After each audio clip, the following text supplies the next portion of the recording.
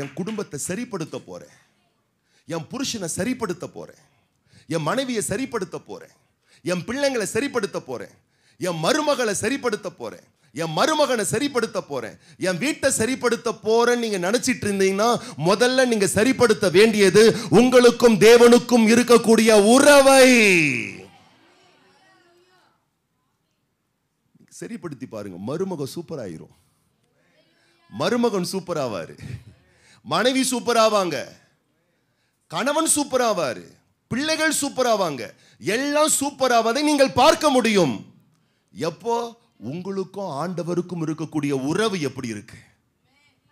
எல்லாம் சூப்பரா போச்சுன்னா சோத்திரம் சோத்திரம் ஆண்டவரே, சோத்திரம் ஆண்டவரே, கர்த்தருக்காக நான் எதையாவது செய்து முடித்தே தீர வேணும், ஹல்லேலூயா. ஒன்னும் போல என்ன ஜெபம்? நான் என் வீட்டில் கேட்கிறார்கள், நீ ஆண்டவர் ஆண்டவர் என்று சென்றாயே, ஜெபம் ஜெபம் என்று சென்றாயே, உனக்கு என்ன கிடைத்தது? ஃப்ரைடே ஃபாஸ்டிங் பிரேயர்ல நான் சொன்னேன், ஆண்டவர் ஒவ்வொரு நாளும் நம்ம சுவாசிப்பதற்கு நமக்கு வேண்டியது சுத்தமான 550 லிட்டர் ஆக்சிஜன் தேவைப்படுதான். அந்த சுத்தமான 550 லிட்டர் ஆக்சிஜன் 13 லட்சம் அப்படின்னு சொன்னேன். நெட்ல போய் சர்ச் பண்ணி ஒருத்தர் சொன்னாரு, அது 13 லட்சம் இல்லையா, 25 லட்சம். ஒரு நாளைக்கு நீங்கள் ஜீவனோடு வாழ்வதற்கு இந்த உலகம் உங்களுக்கு போடக்கூடிய பேமெண்ட் அமௌண்ட் 25 lakhs. ஆனா தேவன் இந்த ஒரு நாள் நீங்கள் ஜீவனோடு இருப்பதற்கு உங்களுக்கு இலவசமான ஜீவனா. இதை விட ஒரு பெரிய ஆசீர்வாதம் உலகத்தில் உண்டோ என் அன்பு குழந்தைகளே? நாங்க ஆண்டவரை ஏற்றுக்கொண்டவங்க தான் சுரோட இருக்கிறாங்களா? ஏற்றுக்கொள்ளாதவங்க கூட தானே அந்த 550 சுத்தமான லிட்டர் ஆக்சிஜனை சுவாசிக்கிறாங்க. ஒன்னு சொல்லட்டுமா? அது யார் தந்தாங்கன்ற அறியாமையில அவன் வாழ்ந்துட்டு இருக்கான். ஆனா யார் தந்தாங்கன்ற அறிந்து நீ ஆண்டவருக்கு நன்றி செலுத்துறல, அவனை பார்க்கிலும் நீ வாசி. வேதம் சொல்லுகிறது, செத்த சிங்கத்தை பார்க்கிலும் உயிரோடு இருக்கிற நாய் வாசி. நன்றி இல்லாத மனிதனை பார்க்கிலும் கர்த்தர் செய்த நன்மைகளை சொல்லி நன்றி செலுத்துகிற மனுஷனே வாசி. அவன் இருந்த பயன் இல்ல, தேவனுக்கு பிரயோஜனம் இல்ல, படைப்பின் பயனை அறியாதவன். ஆனா நீயோ தேவன் செஞ்ச நன்மையை சொல்லி துதிக்கிறவன்.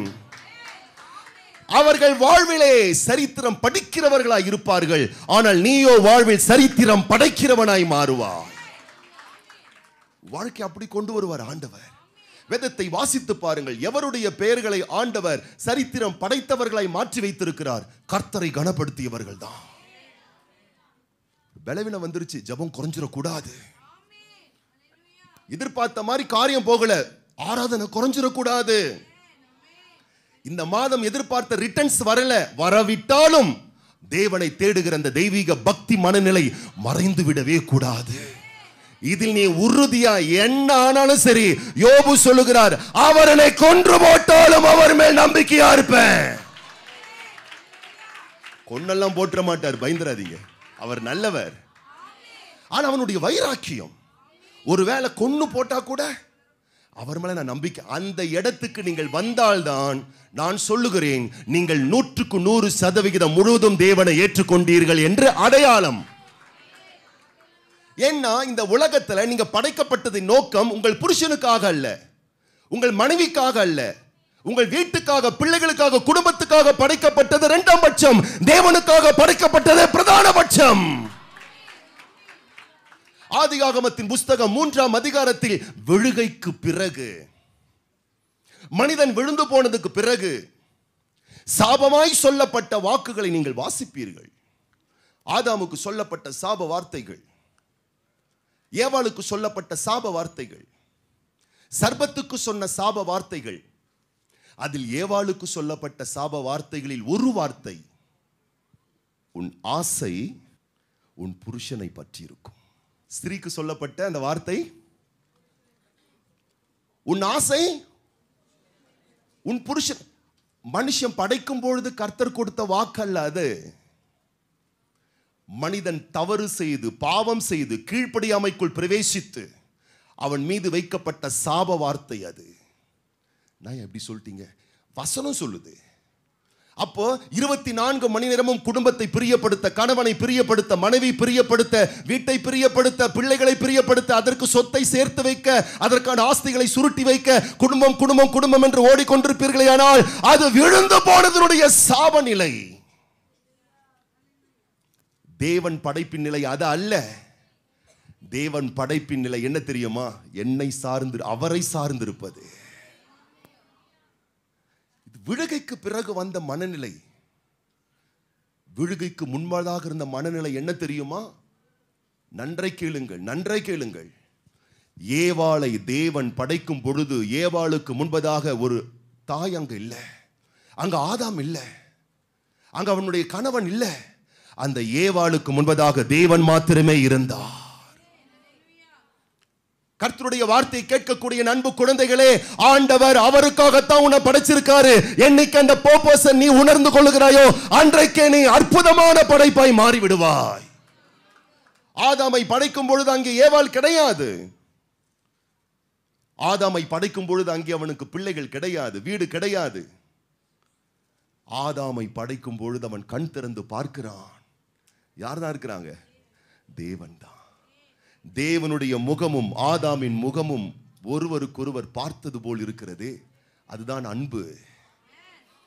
அவன் முகம் தேவனுடைய கண்களும் ஆதாமின் கண்களும், தேவனுடைய மூக்கும் ஆதாமின் மூக்கும், தேவனுடைய வாயும் ஆதாமின் வாயும். ஆண்டவர் வாயோடு வாய் வைத்து மூக்கோடு மூக்கு வைத்து தன்னுடைய சுவாசத்தை ஊதுகிறார். அந்த லவ் பார்த்தீங்களா? இதெல்லாம் கற்பனை பண்ணணும். இதான் வடிவமைப்பு, இதான் டிசைன், இதான் ஃபண்டமெண்டல். இதுதான் துவக்கம். ஏவாளை படைக்கும் பொழுது ஆதாமுக்கு அயர்ந்த நித்திரை வர செய்து விழா எலும்பை எடுத்து, வாசித்து பாருங்க, செகண்ட் சாப்டர்ல, இப்ப இல்ல, வீட்டுல போய் வாசிங்க. எடுத்து ஏவாளை உருவாக்கி பிறகு அவளை கொண்டு வந்து ஆதாம் கிட்ட விடுறாரு, காட்டுறாரு.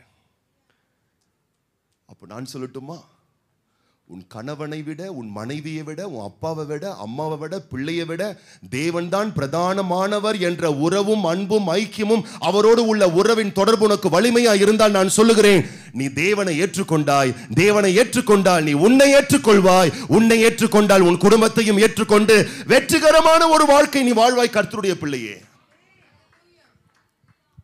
கொரிந்து சபை என்று ஒரு சபை இருக்கிறது. அந்த கொரிந்து சபையிலே பெரிய சிக்கல்கள் வருகிறது. நிறைய ஃபேமிலி ப்ராப்ளம் வருது, நிறைய போராட்டம் வருது. சபைகளுக்குள்ளேயே பிளவுகள், சபையில் இருக்கக்கூடிய குடும்பங்களுக்குள்ளே பிளவுகள், கலகங்கள், வாக்குவாதங்கள், நீ பெரியவனா நான் பெரியவனா என்ற போட்டி பொறாமைகள்.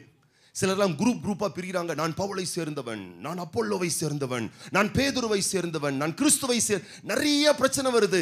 இந்த கொரிந்து சபையை நிறுவியவர் பவுல். அவர் வேறொரு இடத்தில் இருக்கிறார். இப்ப பவுலுக்கு கடிதம் எழுதப்படுகிறது. நீங்க ஆரம்பிச்ச சபையில நிறைய பிரச்சனை இருக்கு. நீங்க ஆரம்பிச்ச சபைகளுக்குள் இருக்கக்கூடிய குடும்பங்கள்ல நிறைய பிரச்சனை இருக்கு. பவுல் எப்படி எழுதுகிறார் பாருங்கள். சில வசனங்கள் வாசிப்போம், தெளிவுபடுத்திக் கொள்வதற்காக. வாசிங்கள். 1 கொரிந்தியரின் புஸ்தகம் 1ஆம் அதிகாரம் 10ஆம் வசனம் 11ஆம் வசனம். சகோதரரே, நீங்கள் எல்லாரும் ஒரே காரியத்தை பேசவும், பிரிவினைகள் இல்லாமல் ஏக மனதும் ஏக யோசனையும் உள்ளவர்களாய் சீர் பொருந்தி இருக்கவும் வேண்டும் என்று நம்முடைய கர்த்தராகிய இயேசு கிறிஸ்துவின் நாமத்தினாலே உங்களுக்கு புத்தி சொல்லுகிறேன். சபையில் இருக்கக்கூடிய குடும்பங்களுக்கு பவுல் எழுதுகிறார். சகோதரரே, சகோதரிகளே, திருச்சபையில் இருக்கக்கூடிய பிள்ளைகளே, நீங்கள் எல்லாரும் பிளவுபட்டிருக்கிறீர்கள், பிரிவினைகள் இருக்கிறது. இப்ப நீங்க எப்படி ஆகணும்? ஒரே காரியம், பிரிவினைகள் இல்லாமல் ஏக மனதும் ஏக யோசனையும் உள்ளவர்களாய் சீர் பொருந்தி இருக்கவும். கர்த்தராகிய இயேசு கிறிஸ்துவின் நாமத்தினாலே உங்களுக்கு. ஏன்னா அங்க என்ன இல்லை? ஒரு மனம் இல்லை. குடும்பங்களுக்குள் பிளவுகள் இருக்கிறது. கொரிந்தியர் புஸ்தகத்தினுடைய பின்னணி நான் சொல்லுகிறேன். அடுத்த வசனம். என் சகோதரரே, உங்களுக்குள்ளே வாக்குவாதங்கள் உண்டென்று குலேவியாளின் வீட்டாரால் உங்களை குறித்து எனக்கு அறிவிக்கப்பட்டது. அங்க இருக்கக்கூடிய ஒரு ஃபேமிலி ஒரு லெட்டர் எழுதியிருக்காங்க. சர்ச்சில் இருக்கக்கூடிய ஃபேமிலி பவுலுக்கு லெட்டர் எழுதுறாங்க. இங்கே நிறைய ஃபேமிலிக்குள்ள நிறைய பிரச்சனை இருக்கு, போராட்டம் இருக்கு. பவுல் என்ன தெரியுமா தீர்வு வைக்கிறார் அங்க சபைக்கு, ரட்சிக்கப்பட்ட சபைக்கு? எப்படி தெரியுமா இந்த பிளவுகள் மாறும்? சபையில் இருக்கக்கூடிய பிரிவினைகள் மாறும், குடும்பத்தில் இருக்கக்கூடிய பிரிவினைகள், வாக்குவாதம் மாறும். மாறுவதற்கு ஒரே வழி, 9ஆம் வசனம் வாசிங்க. தம்முடைய குமாரனும் நம்முடைய கர்த்தருமாய் இருக்கிற இயேசு கிறிஸ்துவுடனே ஐக்கியமாய் இருப்பதற்கு உங்களை அழைத்த தேவன் உண்மை உள்ளவர். சபைக்கு எழுதுறாரு, நீங்க ஏன் தெரியுமா பிரிவினையா இருக்கீங்க? ஏன் தெரியுமா வாக்குவாதம்? ஏன் குடும்பங்கள்ல சண்டை? ஏன் பிளவுபட்டிருக்கீங்க? உங்களுக்குள் படைத்த தேவனோடு உள்ள ஐக்கியம் குறைவா இருக்கு. படைத்த தேவனை நீங்கள் அறிந்திருக்கிறீர்கள், ஆனால் அறிய வேண்டிய பிரகாரம் நீங்கள் இன்னும் அறியாதிருக்கிறீர்கள். ஆகவேதான் இந்த பிளவு பிரிவினைகளுக்கு காரணம். ஆகவே படைத்த தேவனோடு ஐக்கியமாகுங்கள். அதான் கொரிந்தியரின் புஸ்தகம்.